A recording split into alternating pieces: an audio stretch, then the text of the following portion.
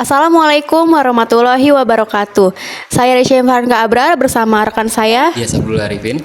Kami dari Universitas Bina Sarana Informatika Prodi Ilmu Komunikasi.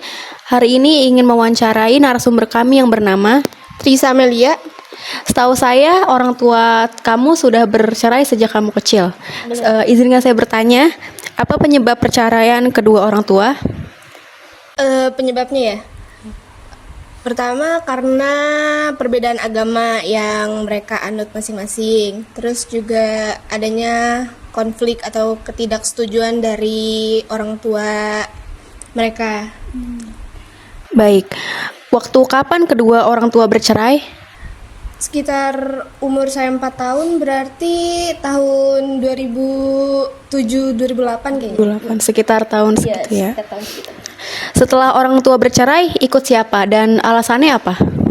Kalau saya ikut nenek, karena nenek dari papa saya, karena emang dari saya masih bayi baru lahir emang udah diurus sama Nenek. dari papa saya. Jadi emang udah deket, udah nyaman sama nenek ya. Apa perubahan sikap yang kamu rasakan setelah kedua orang tua bercerai? Pada saat itu kan saya masih kecil juga ya, jadi nggak terlalu mikirin yang gimana-gimana. Tapi kayak beranjak ke dewasa, saya lebih suka menyendiri, terus kadang juga suka nangis-nangis sendiri di kamar. Terus juga kayak gak gampang emosi lah, kayak gak kekontrol gitu. Jadi memang ada perubahan pada mental kamu ya? Iya, ada nggak sih kayak kalau misalkan lagi punya pikiran yang nggak bagus nih, kamu ngelakuin sesuatu yang menurut kamu itu sebenarnya nggak boleh dilakuin, tapi itu kamu lakuin, ada nggak sih yang kayak gitu? Enggak sih, karena ya udah ngejalaninnya kan juga biasa aja, nggak kekurangan kasih sayang juga kan. Jadi ya nggak sampai melukai diri sendiri, enggak.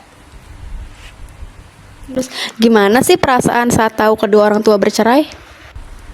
Pasti sedih dong. Iya, kan? pasti.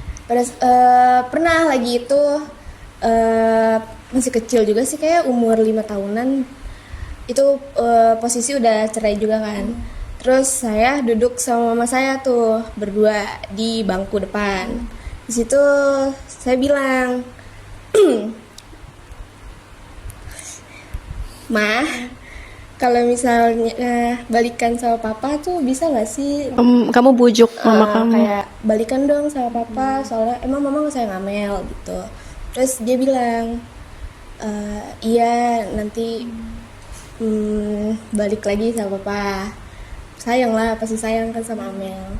Terus itu kayak berharap dong, kayak wah masih ada kesempatan. Terus beberapa bulan dia nikah sama suaminya yang sekarang. Ya otomatis saya datang dong. Terus bilang, mama katanya Mau balik? mau balik lagi sama papa. Terus mama bilang, mama bilang katanya,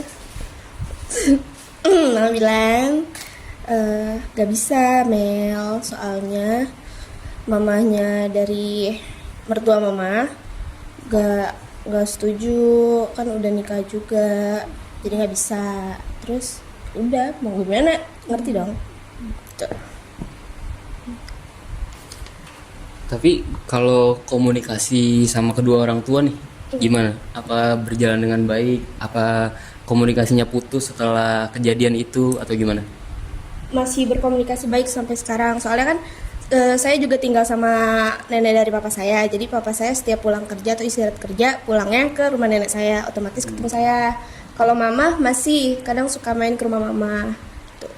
Masih berhubungan baik lah. Berarti masih bagus ya? Ya pokoknya sama kedua orang tua sama sekali nggak putus hubungan ya, masih nyambung gitu. Iya. Masih sering ketemu juga. Oke. Berarti secara nggak langsung juga orang tua masih bertanggung jawab ya? Masih, kadang papa juga masih suka duit bulanan.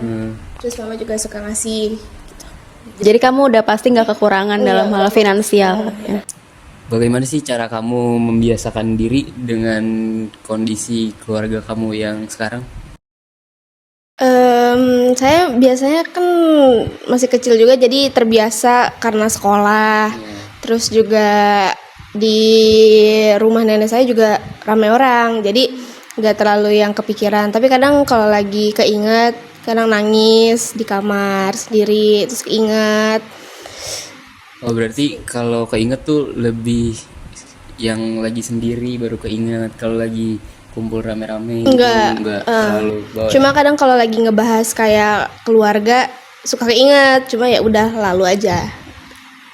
Terus kadang juga kan saya juga sekarang lagi kuliah, jadi cukup ketutup lah keinget masa lalu. Jadi kayak ya biasa aja.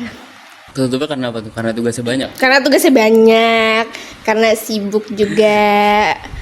Terus juga lagi ngulik-ngulik hobi biar ya udah biasa aja. Apa sih perasaan kamu kalau lagi ngelihat keluarga yang harmonis tuh? Yang pastinya adalah rasa iri ya, kayak ngelihat keluarga yang lengkap gitu. Pernah tuh waktu saya SMP tuh sekitar umur 15 tahunan ya, bikin story WhatsApp dari kata-kata TikTok lah.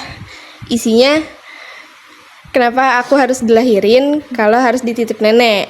Nah di situ mama saya lihat, emang kan saya tujuannya buat mama saya doang. Oh berarti semua kontak di hide. Iya, mama saya doang. Malam tuh sekitar jam 1-an. Terus mama saya langsung komen. Komen kayak nangis-nangis, terus dia nelfon.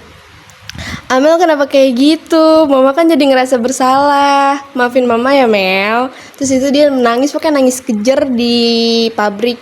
Terus karena saya masih SMP juga, saya kayak iya mah gitu. Terus tapi kalau misalnya buat ngelihat keluarga orang lain tuh gak terlalu sih. Lebih iri kalau ngelihat adik-adik saya dari mama sama papa saya, kan mereka udah punya keluarga masing-masing. Nah udah masing-masing udah punya 2 anak. Mama saya sama suaminya punya 2 anak, papa saya sama istrinya punya 2 anak. Itu kadang iri lah ya, kayak ngelihat mama lebih dekat sama anaknya yang sekarang, sama papa lebih dekat sama anak yang sekarang gitu. Nah ada question terakhir nih. Ketakutan kamu setelah mengalami kejadian ini ada nggak? Mungkin apa yang harus dihindarkan sama kamu? Ada pasti, kayak takut nanti keulang lagi di keluarga saya, tapi jangan sampai ya. Terus juga lebih teliti lagi kalau misalnya nanti nyari pasangan, kalau bisa yang seagama. Terus juga lihat dari keluarganya bisa menerima kita apa enggak, keluarganya baik apa enggak, biar tidak terulang kejadian di masa lalu. Itu tadi adalah pertanyaan terakhir dari kita berdua. Ya. Terima kasih sudah Bersedia Sudah bersedia menceritakan buat kisah berwawancara. kamu ya. Saya kira cukup. Wassalamualaikum warahmatullahi Wabarakatuh.